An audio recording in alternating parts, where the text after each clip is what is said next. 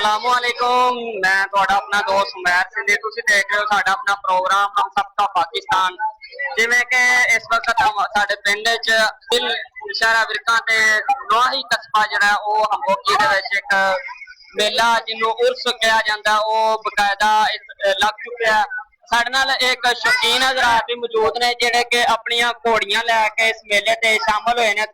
जी भाईजान ये नाल वाले पिंड तो ने उदोवाली तो ਤੇ मैं इन्होंने कोई सवाल पूछना चाहवा कि यह उर्स कदों का लग रहा और इन्हों का नाम है हाजी मोहम्मद तुफैल साहब। मैं इन्हों तो कुछ सवाल भी पूछना चाहवा कि यह जो उर्स इस उर्स शामिल होए किस वास्ते होए जी दस्या जो तुम इस शौक किवें दा मतलब तुहानूं लग्गिया? माशाल्लाह जी अल्हम्दुलिल्लाह जी मेरा बड़ा अच्छा शौक है। हर मेले से मैं घोड़ियां ले आना सलाम करके ले जाना। हुण माशाल्लाह मेरे को त्रै ने त्रै भैणां ने एक सूई हुई है ते माशाल्लाह मैं इन्हां बुजुर्गां दे सदके नाल अल्लाह पाक ने नेमतां दित्तियां होईयां ने ते लिहाजा कि सानूं शौक है मेले दा भी ते घोड़ियां दा भी।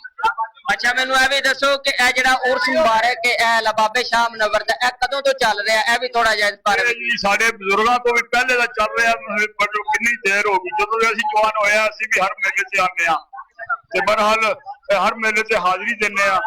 लिहाजा कि बुजुर्ग बहुत अच्छे ने मगर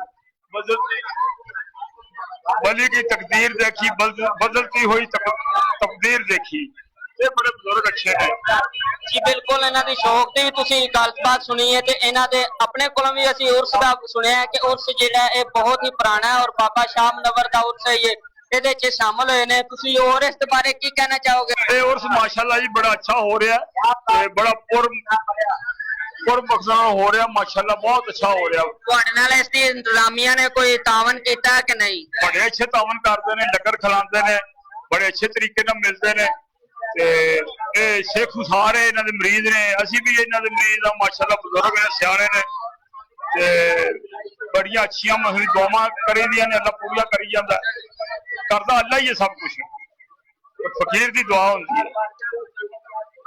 जी बिल्कुल तुसीं इन्हां दी गलबात सुनी और साडे नाल शरीक सन इस उर्स मुबारक ते माशाअल्लाह बहुत अच्छा लगा कह रहे हैं और इंतजामिया ने भी इन्हां नाल बहुत अच्छा तावन किया।